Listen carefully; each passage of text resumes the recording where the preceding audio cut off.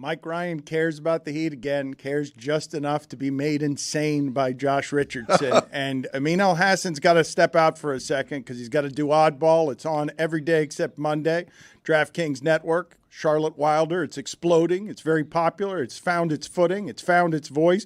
And now basketball season is here. So we've got to get as much out of Amin about the Heat before he goes. But, Mike, I'm generally worried about Amin's temperament. He just told me that the only reason he called Drew Holiday a corpse is because we called him. He was in the back of the car with his son. He was mad. He was mad at Billy. He's mad at everybody, and he's tired and delirious because this company is running him into the ground. And I just pointed to him and said, hey, I know you got to do oddball, but can you come in here? We've got a legitimate Heat panic on our hands. A legitimate Heat panic. Panic. Thank you, Chris. No, it's last night was bad. That's a bad loss. That's a bad loss because they were up 15 in the middle of the second half, because that Nets team hasn't figured life out yet, because that Nets team was missing many of its better players, and perhaps most importantly, because that Nets team doesn't really have a guy other than Cam Thomas who can beat anybody off the dribble, but somehow the Miami Heat decided to overhelp on every dribble penetration, except off of Ben Simmons. They stayed home on Ben Simmons like white on rice. What is that? What is that all about? I have no idea. Come on. We know Spo's good at coaching. What is that? I think the players are just not executing well. Because but I'm saying I don't need to. Come on, man. Late in that game was there for the winning. Mm-hmm. And they got a couple of different stops because the Nets didn't look right. Mm-hmm. But you're a front office expert, and every GM survey now says Spo is the best at everything. Mm-hmm. Why are you sitting here telling me that they're staying to Ben Simmons when all of us who've been watching basketball for 3 years would tell you last 4 minutes of a game, go ahead. If he beats you, you've got no problems. Cover everybody else. It's not even. Yeah, it's not even. I'm not saying that was a tactical decision. I'm just telling you what happened last night. When they were helping off everybody else other than Simmons. Simmons, who during that game at times looked worried about having the ball in his hands around the basket. This is not something we've ever said about somebody and been right on Simmons. And you're telling me the end of the game, they're now 1-4. Mm-hmm. They've lost all 3 of their road games. That is not unexpected, but their players played last night. And Juan Wick and Richardson are 2 for 18, and Mike Ryan is taunting me by text because the Heat think they're deeper this year. And I have to lend them the benefit of the doubt. I mean, if they tell me so-and-so and so-and-so are better than Gabe Vincent and Max Strus, if they think that's going to be deeper, I can't refute it based on, like, college scouting. I've seen the other 2 guys play well in the system, and now at the start of at the start of Josh Richardson's second career and Juan Wick's first, they shit the bed last night. Yeah, they're in deeper shit. I mean, I think some of it you got to give it time, right? Some of it you just got to give, like for Jaquez. They did start 2-5 last year. But like specifically to those guys, Jaquez, like you got to give him time. This is his first time at the rodeo. He's gonna have to go through some growing pains. He's like a year younger than Tyler Hero. The idea, I get it, but like he's 5 years younger in NBA age, which is the important part. I understand. 4 years. Or What's whatever. Josh Richardson's excuse? Might be a little too old in that case. Because I will never forgive them for thing. bringing Josh Richardson back into my life. Here, I thought this chapter of my life was over. Here's my thing about Josh. I thought, like, last night he struggled for sure, but that last shot, I was like, I'm okay with you struggling. You take open shots, you didn't make them. You got to the rim, kind of flubbed them, layup or whatever. That's cool. But, man, to come down with time on the clock and to put up a contested 3, like this is your big Carlton moment. I mean, that one was like, come on. I man. will say this. Mike Ryan, in the history of his fandom, has not been more exasperated by the late game judgment of any player in the history of sports in this market more than Josh Richardson. I cannot think of somebody else that he trusts less. He is furious with Pat Riley for doing this all over again. And I'll ask you as the expert, though, if I tell you going on the last 5 years, Max Strus hasn't played and we don't know what it is they make of players. If the Heat believe Josh Richardson can replace or be better than Max Strus, or if they think they're getting that from somebody other than Max Strus. That's not the math at all. That's not why. Right? Jeremy, you want to jump in? They view Josh Richardson as a good perimeter defender who obviously can handle the ball. He's not going to be their primary point guard, but he's another player that's a versatile 3-and-D guy, quote unquote, and can handle the ball a little bit. But the math that they're doing on their rotation, when you add Haywood Highsmith, who looked good last night, when Caleb Martin comes back, when Kevin Love is there, likely those Jaquez and Richardson minutes that you saw last night, going forward, they're probably not a huge part of the rotation. You might get 10 Josh Richardson minutes a night, but it is not as simple as what we have seen so far from this team. And the struggles matter. They're talking about it like they matter. But to be able to look at this team and act like it's a complete product after 5 games would be disingenuous. Chris Cody, help me out. What are you guys laughing about? Midway through that, Mike's like, I can't listen to this, and he took his headphones off, but he's in the same room with them. So I'm like, Mike, I can still hear him, though. Yeah, and then he covered his ears. He cannot believe that he's being haunted by this same judgment late in games. In a game when you're losing to the Nets, who are broken at home, and all you've done this season is beat the Pistons by 1 at home. At least the Celtics don't look great. That's the other thing. The Celtics scored 75 in the first half last night, and I'm like, holy shit, then it's 80 in the second half. 155 points? It's all right. What? It's all right. Miami Heat got penicillin coming their way. To be fair. Wow, by the way, the worst team in the NBA. As I said last night, I was like, that's a bad loss, but all right. But you can't lose on Friday. You can't lose to those clowns. As disastrous as I think this season's going to end up come June. No. And as locked in as I am. Right, come June. Yeah. He threw it all the way out. As locked in as I am on that under 46.5, there is like zero doubt in my mind they're winning the NBA's in-season tournament.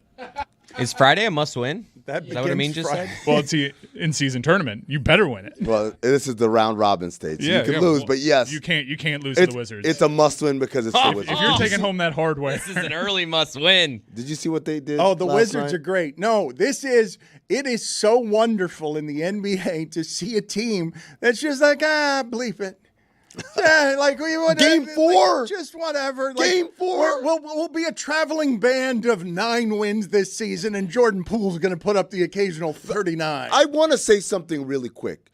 You know, a lot of times when things happen in the NBA, we, the public, say, oh, this guy, such and such. And then these people always come out and say, you guys don't know the full story. Actually, this guy's awesome. Actually, you guys don't understand. Just wait until he gets something in a different situation. Then you'll see what happened. And then they get in that situation and you're like, nope, he's exactly what we thought he was. Jordan Poole is exactly who we thought he was when they won a championship. Like, I don't like him, but, whatever. He had some good games. Last year, he was really bad, but everyone's like, oh, it's because of the punch or whatever. And then this offseason, I had to listen to Draymond and Andre Iguodala. And no, you guys don't understand. That guy's really good. He's a good player. He's a competitor. He's smart and da-da-da-da. And then he goes out there, and I'm like, nope, he's exactly what I thought he was. Stop telling me that I don't have the inside story or the full picture. For those who don't know, I walked around the entire arena yesterday showing people this clip because it's amazing. It's true, he did. So the Hawks are coming down. They hit ahead. There's a steal. Kuzma gets it. He pitches ahead to an uncontested Jordan Poole, who throws it up off the glass. They're down 20. Wow, Dan, I'm telling the story. He took his punchline, man. God damn it, Dan.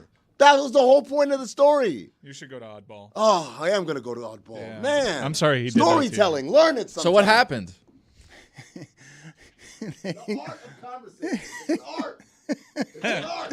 Speaking of which, thank you for bringing that up. Thank you for bringing up the art of conversation, because I would say for everything that happened with us at ESPN, the steps that led to Chris Cody and everything that happened at the end, much earlier than even the art of conversation, which was a place that we tripped over each other, was that ESPN wanted me out of the local hour to do 3 national hours.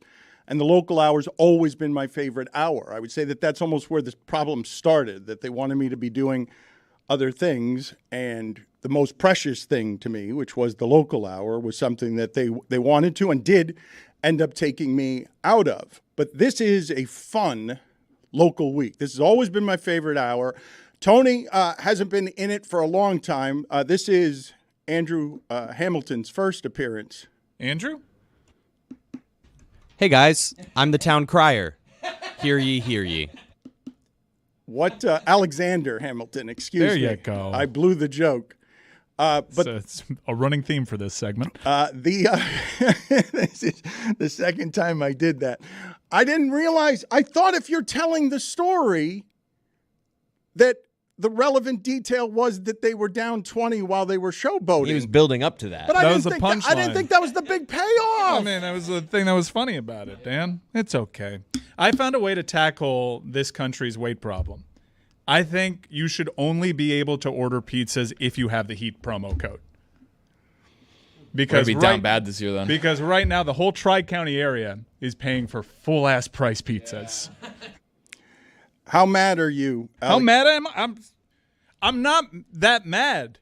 And I'm just like last year, I told you so guy until I was epically wrong with the greatest upset for my money in postseason history.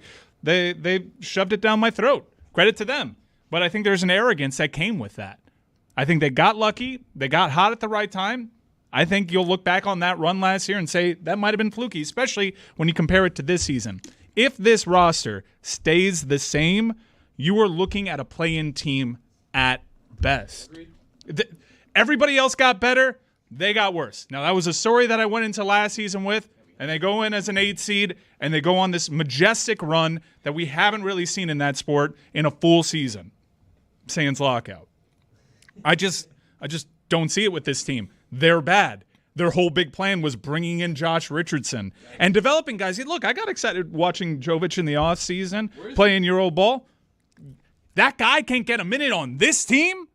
That guy who looked great can't get a minute on this team. All of it's a little puzzling to me, and they'll probably figure it out and find their form, and they'll get hot, and Cortez will be tweeting again because he goes into hiding every time they go on these stretches, and Jeremy will be saying they throw babies in the stands, and this is all super exciting, and I'm prepared for the run. But this team is definitely not championship caliber. All right, this is what's happening here, I would say. Unless it's a midseason tournament, which they will absolutely win. Which begins Friday. And Mike, I would simply say to you and the audience that at 1-4, I'm just pleased that you're angry now as opposed to indifferent, which is what you were much of last season. I'm angry and I'm winning bets, Dan. When they couldn't shoot last season, and then you hopped aboard, and it was a lot of fun, and it distorted. Not unlike they gave all that money to Dion Waiters and Hassan Whiteside when that team beat the Warriors in one game and went like 31-11 the second half of the season. It is possible that you think that that's recreatable, what just happened last year. Mike's dismissing it with got lucky. And I'm like, the way I saw Giannis beaten in that first round, that didn't look like luck to me. No, the timing of them ascending to the mean was probably the only fortunate thing. They got fortunate with some things. But look, they beat the Bucks' ass. And anytime someone says Giannis was hurt, I'm always jumping back down their throats. They got hot at a good time, and they were worthy Eastern Conference champions. But I think when you couple that with this year, look, we're not too far removed from them also making a run, us feeling good about ourselves, them being injured in the finals, and then saying we'll get them next year, and then they're promptly swept out of the first round.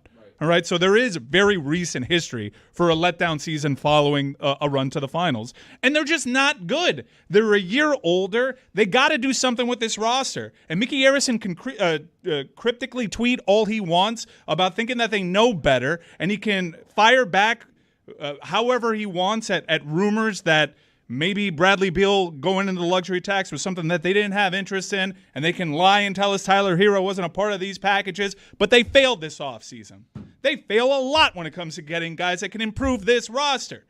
They need to improve this roster. It is plain as day, guys. I think we need a shot of Jeremy in the bottom right of the corner when we're talking Heat around here because it's just so funny to see his face. Well, but let's have this out. I'd like to have this out between Mike's fandom is earned. He loves this team. He cares about this team. The standard is where it is. I'm called a homer all the time. No one's keeping it more real than me right now. This team is objectively bad, but they will win the NBA midseason. He is keeping it real, Dan. So Jeremy, you've spent the entire time shaking your founding father wig in dismay because you have supplanted Mike Ryan as Homer guy. Mike Ryan's analysis has been harsh. He really dislikes Josh Richardson, one of his least favorite players ever, and now he's got him in a backcourt with Kyle Lowry. Like, this is not a lot of fun to watch. I just grinded my molars into powder. This is not a lot of fun to watch if you love the standard that this team is set, and you got I got the Brent Venables neck right now. Don't you dare say Kyle Lowry around me. It was so much easier when Mike was indifferent last year, but now 5 games in, you got him enraged. My soul is possessed by the late Bobby Knight. I will kill you if you say Kyle Lowry around me. What this Heat team is doing to Mike is cruel. I mean, go ahead, put Antoine Walker out there while you're at it. Hey, he had stones. Tippy toe threes. That's right. 2006 forever. Show me those stones, All right. Kyle Lowry. So, Jeremy, go ahead. And Chris, can you help me navigate this? Because what I was beginning to say about the local hour and local journalism, you're going to Germany this weekend. Yes, I am. Where did that come from? This is, but now Meadowlark Media is going to start making moves after Hollywood, and Chris Cody's going with he's going to he's going Chiefs Dolphins, but Jeremy is an up and comer in this business, and we have dressed him up today. Which punishment is this? Which team lost? Oh, man, I don't know. I've lost so many weeks in a row at this point. I have so many punishments to do. So this is the first of several. Probably the Arizona Cardinals because I got them like 3 weeks in a row. All right, so you're founding father guy, and you're furious with everything Mike is saying because the thing I wanted to ask Chris Cody is Jeremy biased? Can you take what he's talking about? Having him be critical of the Miami Heat puts him in a difficult position. I could be critical. This team struggled the first 5 games of this season. I won't call them garbage because they're not garbage. Josh Richards trash. I will not do that. I think that at this point, it's fair to criticize their start. It's fair to say that even the Miami Heat themselves, after last night's game, said there needs to be a sense of urgency in fixing the problems that they have. That said, when you look at a 5-game sample, 1 game played without Jimmy Butler in the lineup, 1 game played against the Bucks without Bam in the lineup, no Caleb Martin at all to start the season. He's the guy who we were all clamoring to be the Eastern Conference Finals MVP. No Kevin Love for a handful of games here. Your rotation probably, as I said before, will not include as many Jaime Jaquez or Josh Richardson minutes, 2 guys who were a huge part of the reason that game went south yesterday, despite Jaquez being in a positive plus-minus because he played with the starting unit that was dominating for most of that game. You had 1 stretch with a bench that won't be your final bench rotation that really blew that game. And no, there's no reason to believe that this team, as presently constructed with the rotation that you saw last night, would be a great championship caliber team. But to act like there, 1, won't be minor tweaks made throughout this season at some point to probably assure a little defense at the backup center, potentially a little bit at the point guard position, would be naive. And when you look at this team as presently constructed, you haven't seen it yet. Last night was the first night of Haywood Highsmith, who's going to be the next guy that everybody goes, oh man, how'd they do that again? Yeah, so I'm naive for thinking that the Miami Heat will fail in improving the roster. I think as I'm in the middle here, I'm Dan, naive now. I think Mike's biased towards Josh Richardson. Jeremy clearly is a little biased towards the Heat. I think right in the middle, they're fine. Let's not panic. I mean, it's hard That's to all I'm saying, by the way. Good ref Just right don't there. panic. That's it. Let I'm him not fight. saying that it's not bad right now. Okay. I'm saying don't panic after 5 We games. are asking a lot of Caleb Martin, though. Every time we have these conversations the last few weeks, you reference Caleb being out, and I know he's a nice player, but he is their we're probably asking, third best player. That's what I mean. He needs to be Fourth that best player. for this. Do I sound like I'm panicking? I'm not panicking. I would panic if I had high expectations for this team. I don't. They're meeting my expectations. I get so right now. confused by how the results don't influence the analysis. right? Like, that's the part that I think is confusing. No, the results of the last several seasons.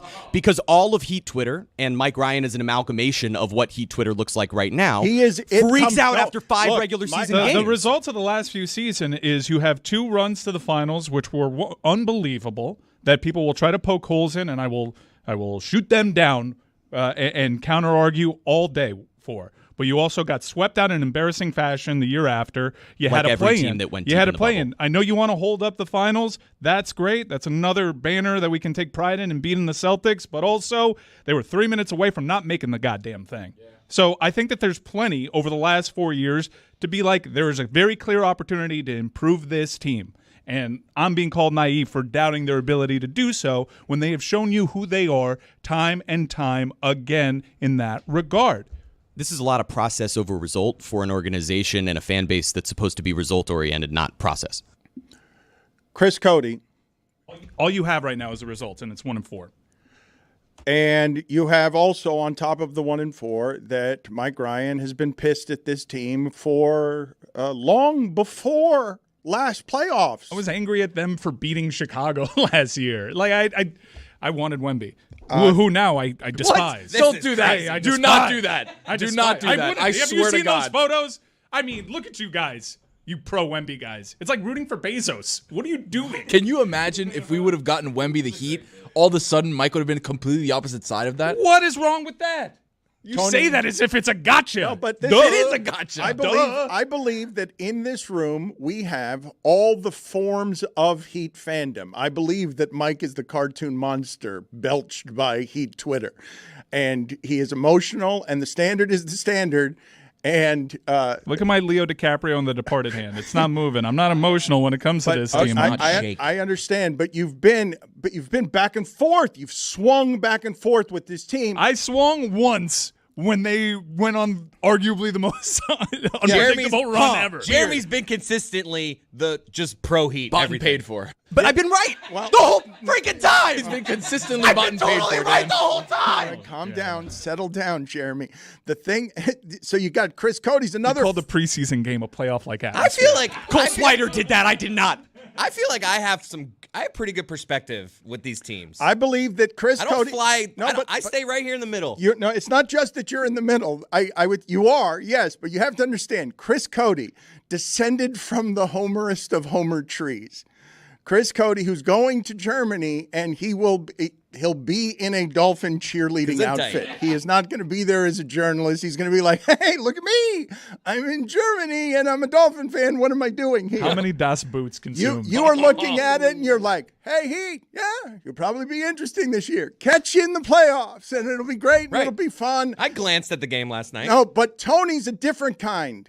I want to know how Tony feels about what's bouncing around in this room, because after 5 games, you're getting all the Heat fandoms because Heat fans desperately want this season to matter. Never mind whether they win or go 500. They just want to have a reason to care about this team. The problem is you have a lot of different aspects, like you said, Dan. Like, you've got Jeremy bought and paid for, who's always going to be the homer. You've got Mike, who's a little bit more reasonable when it comes to things, right? Like, he'll tell it how it is. He's been 100%, 100 this entire time. More reasonable? A little bit more reasonable than Mike's Jeremy. reasonable. I can somehow keep it 200. It does. He keeps it 1,000, by the way. But to me, it's tough because you see this team and you know you don't have the guys. I'm just saying, you don't have the guys.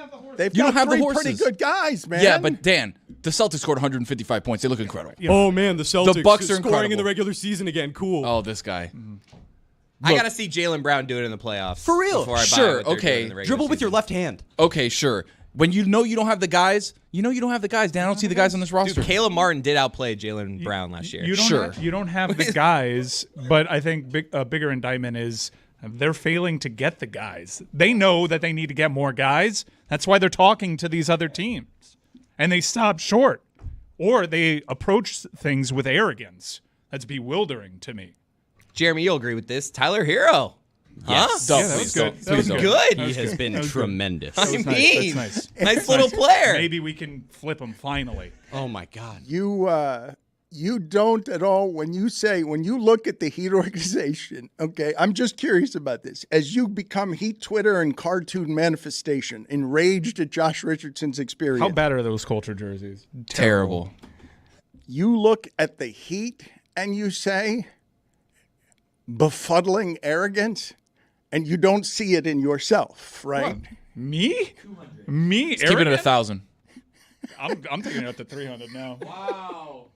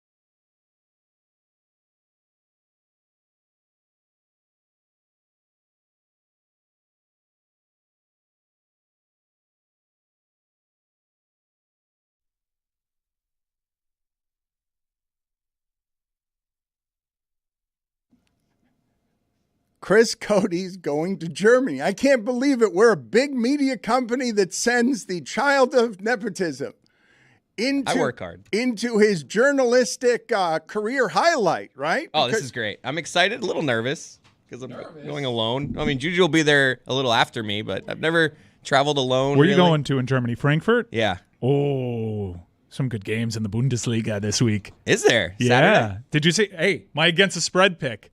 Bayer Leverkusen, they were tied 2-2 in the 88th minute. They won that thing 5-2. Against the spread. Sounds like hosiery. Tony, come on. Yes, it does. Roy, thank you for this. You're welcome. Ooh, they play Hoffenheim. But I'm convinced that what Mike is doing here, what he is entertaining himself by giving us a barrage of phrases, just a speed bag of barrage of things that we don't know about. Because me and Tony are having the same reaction. I can't believe that you just did a callback to your bet from yesterday. Wow, there's a prize. That you only made because you wanted to show off. Bayer Leverkusen? That's not showing off. No, that's an easy one. I know, but you are doing a slalom course through the Bundesliga of a bunch of phrases when making bets that are aggressively soccer. Aggressively. Aggressively soccer. They're just soccer. What's aggressively soccer? It's aggressive. Nil. -1.5? Dude, they won that thing by 3, and they were tied in the 88th minute. I told you, this team's unstoppable. I want to talk about Chiefs and Dolphins, and I want to talk about what Chris Cody is going to be doing in Germany, because I learned just like Mike did, hey, Chris Cody's going to Germany. And your dad hasn't made a trip like that. You are out in front of the Miami Herald. I don't think the Miami Herald is sending a correspondent. My dad's already trying to latch onto it. He's like, you think you could do a hit for me for the Greg Cody show and I'll call you? And it's like, Dad, no. That's good. I want to bring your father-son beefs on air. I think it's uncovered. It's on the Greg Cody Show with Greg Cody. Ooh, I said it correctly that time. Featuring. I can't do it when he's here. I can't do it when he's here. You don't go through your beefs enough, and people think you're being mean to your father. Yeah, people call me Chris Le Batard on that show. Your father is Freiburg versus Borussia Mönchengladbach. Oh, wow. Your father is absolutely now, while paying none of the freight and underpaying you indisputably, now is going to want correspondence from you live from Germany because the Miami Herald's not sending what is supposed to be the greatest journalist in the family. His ears perked up when he heard I was going. He's like, ooh, I could do something with that. Content. Right, but we're paying so that we can do something with that. Oh, I'm gonna do so much too. I'm gonna eat some Wiener Schnitzel, a few brats. Be careful with the brats. Last time they got you in trouble. They did. Yeah. Sir Honorable Tony Claudiud speaks now. What? Nailed it. Thank you, Town Crier. Town Crier. Town Crier. Dan, I don't know if you heard, if you were listening. Chris went to an Oktoberfest last week, had a couple brats. His tummy got, Can we pull up the foot? Can you guys get the foot? There's a bit of a Yeah. neutral zone infraction on a guy's foot inside the stall. I don't know if I you was saw that. in a way saw too that. small. He was lining up like Christian You know Wilkins. what? I saw that. Next time, I'm gonna put my foot across the thing and just be like, "Hey, What I'm here too." What is it that's so creepy about the sandaled foot outside the bathroom? It's the dogs stall? being out, Dano. Yeah, He had a it's the wide toes. stance too, Oh, God. and it's My the boy thong was sandal struggling. specifically. You know, let's And if I remember correctly, the second toe was very curled. No, let's, Oh, God, all right, no. let's please. talk about why it is. I love the video team panicking right now to scroll through their videos. No, we can describe it while they look for it. This is fine. They'll catch up. I simply want to point out to the audience that I thought this was an internet sensation that creeped me out a little bit. Like the entire, I'm not here for all the foot fetishes on the internet, but you do you if you are. But when all of a sudden, There it is. What's going Look how close it is to my shoe. No, this You is had to have broken that. That guy's toe is crazy. I gotta go wider there. I gotta fight back. I can't put up with that. I think he went toe poke. That is a weird foot. Somebody tweeted me that that's a sign for swinging. Zoom in. Like someone's like, "Hey, No, hello." don't zoom in. Enhance. Stop. Enhance. But yeah, so that happened to me after a few brats.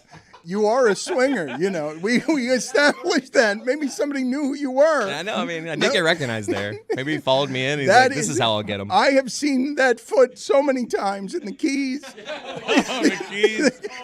Every public bathroom in the Keys, that foot is there. The further south, The big chill. No, if you go further south, there'll be 7 feet in there, just like that. Oh, That's a power move. I don't like that one bit. I don't like that one. no, nobody bit. does. Nobody does. Come on. You gotta put a boundary there. My sound was on too, so you could hear the camera, the picture get taken. Is that the kind of footage you're gonna footage? Oh, no. I had to throw it in the shit Enhance. chat. I had to throw it Computer in the poop chat. That's why I took the picture. I'm like, I'm taking a poop. But This is are you interesting. gonna go to Germany to bring? Oh God! All right. Computer enhance. What's the opposite of enhance? No, De-hance. Oh, that's unpleasant. That foot is gripped really hard. You know he's going Guys, through it all right right, now. zoom out. He's literally All right, that's digging enough. in. Zoom out, please. Whatever's Zoom going out. on, Zoom he out. is digging in. Look at how white the toes are. White knuckling it. They are. He is white knuckling. He is digged in. I'm just imagining Chris in a power move just reaching down and going, "This little piggy went to the market." I mean, I thought about it. Good times. Hopefully more of that in Germany. Really? I don't think I want any more of chubby sausages gripping the floor with a maniacal zeal. Really clenching. because of whatever it is that was going on in that The stall. brats. Perhaps you can take a photo of that at Heidenheim Other things going on versus local. Stuttgart, which is actually always reminds me of Stugotz. Does it? Yeah, Stuttgart.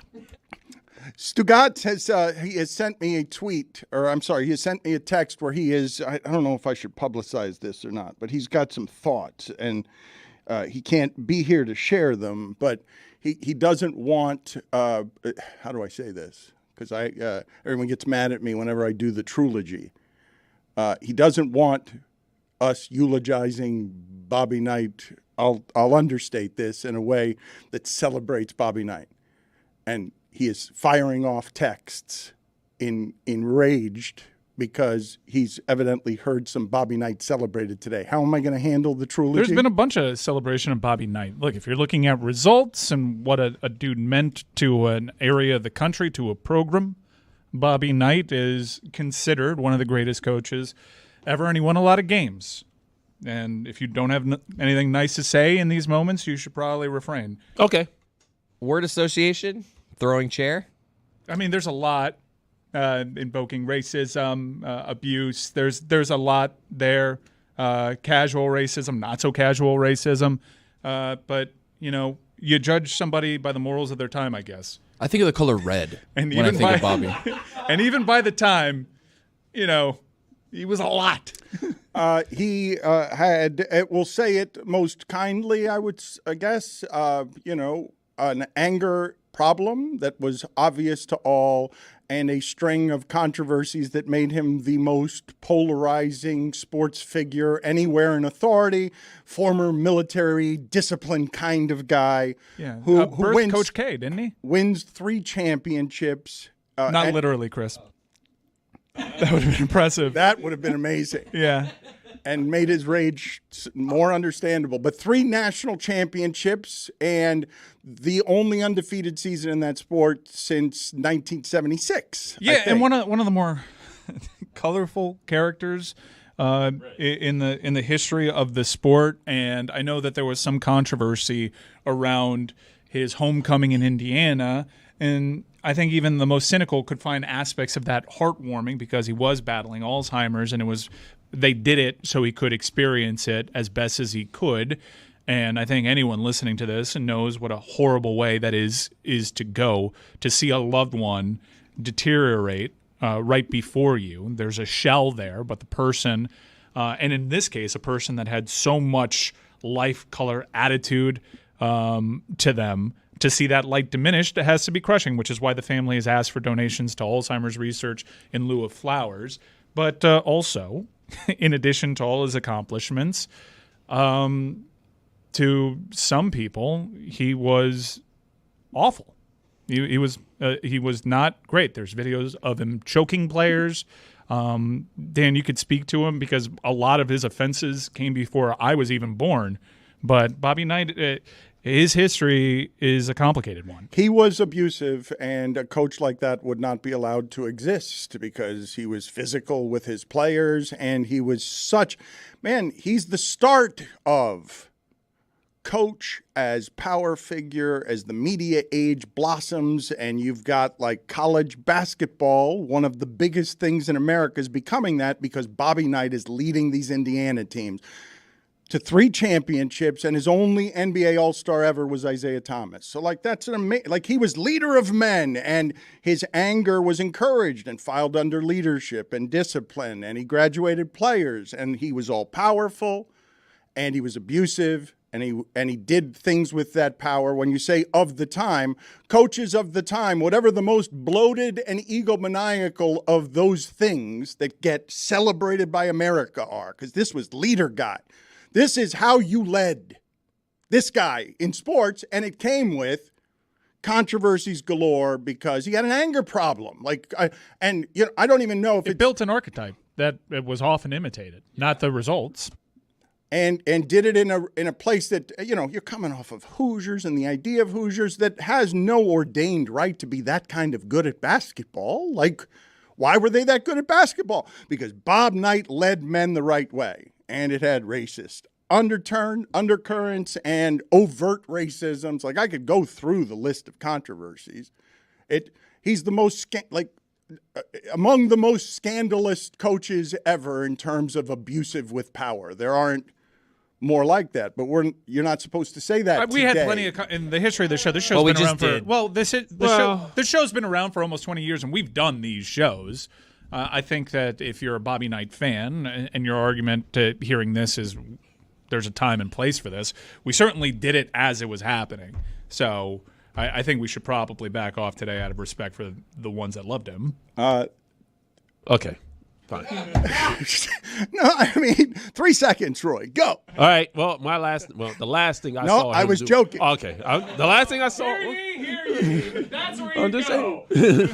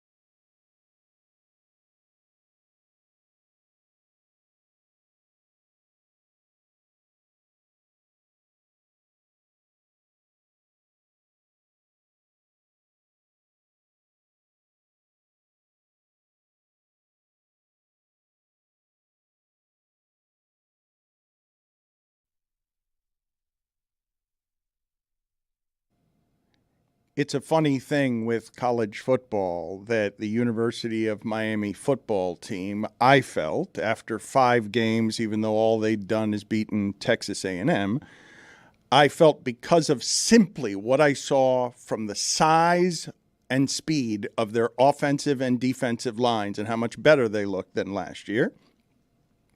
I thought that Van Dyke would get enough protection all season to be able to do what he did to Texas A&M, a good defense in the SEC, to everybody.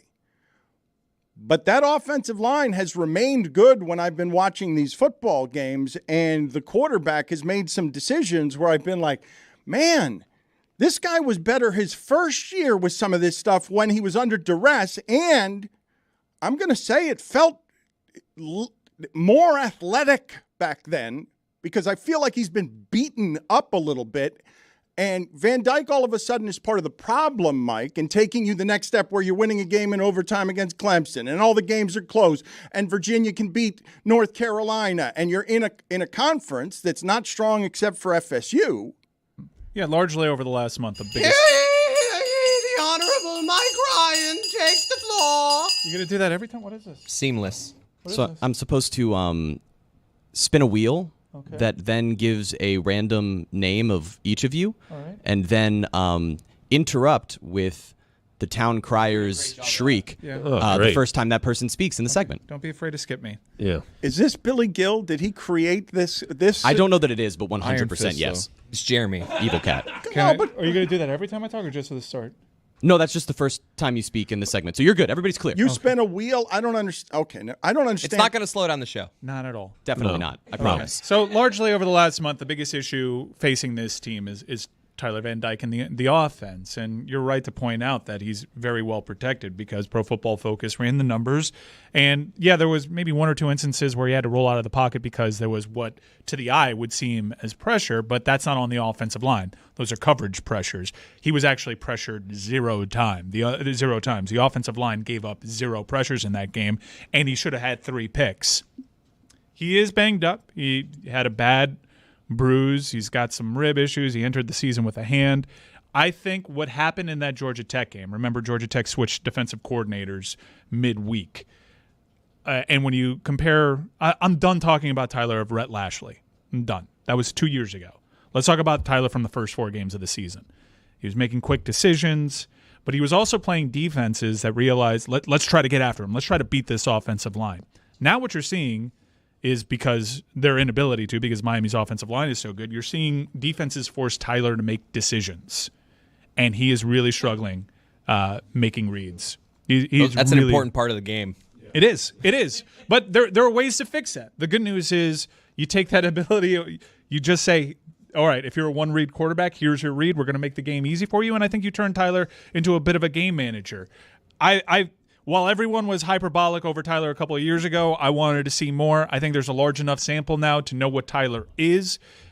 He's a guy that needs everything to be absolutely perfect for him. And when health is one of those factors that is not perfect for him, maybe he pushes things a little bit too much. The read on Restrepo for that first interception against Virginia was the right read. It was just a bad throw. And typically, Tyler has been accurate, so health should be framing some of this stuff. But I see a guy that once things go south, let's use a Middle Tennessee's sake from last year as an example, when things don't start going his way, he tends to dig in deeper into it and sink. I'm not questioning mental toughness. It just seems as though he's a front-running quarterback. That's an indictment, though. What you're saying there is a step I'm not willing to take, even as we professionalize these people. Dan, you have 2.5 years of sample, and typically you know what Tyler you're going to have. But Mike, midway through the second quarter. Look, man, this is what I'm saying to you. Understood on the criticism. That's what the last couple of seasons have revealed or shown. You don't trust this person to take you down the field, but you keep skipping over a part that to me is dehumanizing, and I know we're paying these guys now. Yeah, you're paying Tyler Van Dyke a lot. When you say banged up and you skip past it. I didn't. No, I know. But I mean, you eventually have to. You framed it. No, I'm not going to allow you to make an excuse for him. He's out there. He didn't play one of the games. I know. I'm not. It's not an excuse that I'm making for him. I'm simply telling you that you go through and it's a hand and it's this and it's this. I have a hard time making the assessment on someone's toughness or strength late in games based on how tough I think he is when he's playing through an assortment of things that I don't know what it's like to play through. Okay, fair enough. That's why I frame them. But he's also out there. And this staff has not been shy about if he's not good to go, we're not going to put him out there. Dating back to week 1 when he had a finger injury, dating back to when they thought he was going to be good and fine to play against Clemson, and they said, you know what, wear your sweats, you're flatly not going out there. That game shouldn't have been close last week. It shouldn't have been. It was close because Tyler Van Dyke kept Virginia close. And he's been hurting the team. The crazy thing is he was a first-round pick 2 years ago. Everybody was like, oh, this is the guy coming out of Miami. Like, we've already sold it. All right, he's a first-round pick. And now 2 years into his career, we're looking at saying, can he even be the best quarterback on his team? This is the part that's puzzling to me, Mike, and you've corrected me now a couple of times where you go, let's not talk about the guy as a freshman who came out bombs away and surprised all of us in a season that had some expectations and then didn't because no one was expecting anything from Van Dyke. And in those 4 games, 400-yard games, 300-yard games, bombing the ball all over the field with maybe better receivers than this. But that guy no longer exists. And I'm watching a guy physically deteriorate in ways that are obvious. He missed games and you go hand and everything else. I mean, how much easier can you make it for him, though? No, but that's the thing. What I'm telling you and what I want the audience to know, that two things are absolutely true about this Miami team, and they're different than they were last year. That offensive line is clearly good. It is protecting him. I don't see a lot of quarterbacks safer in general than Van Dyke. He's got a good running game. He's got a good offensive line. Like, you're doing all you can for the guy. Again, I don't care about Rhett Lashley is putting up huge numbers at SMU.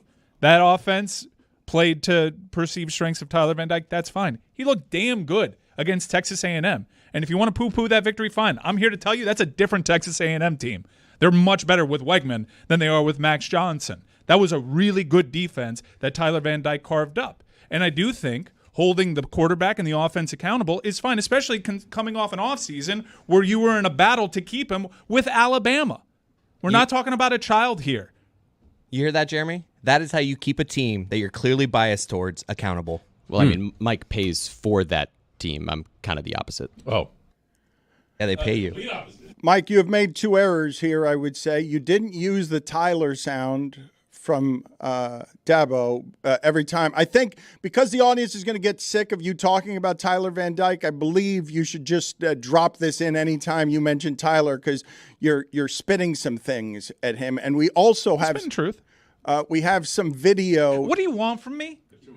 I'm serious. What do you, the listener, I know you're just going to get upset because the Miami Hurricanes aren't your team. And yet I find it funny every year where we post a Corn Elder thing. It's like one of the great bits in the history of the show. It's totally born out of my Miami Hurricanes fandom. I'm a Heat fan. I'm a Hurricanes fan. I've been super critical. I haven't been if you don't like what I'm saying, you just don't like me. It's not because I'm being a homer. Could I be a pompous asshole on the air in front of this mic? Fine. But that's why you don't like me.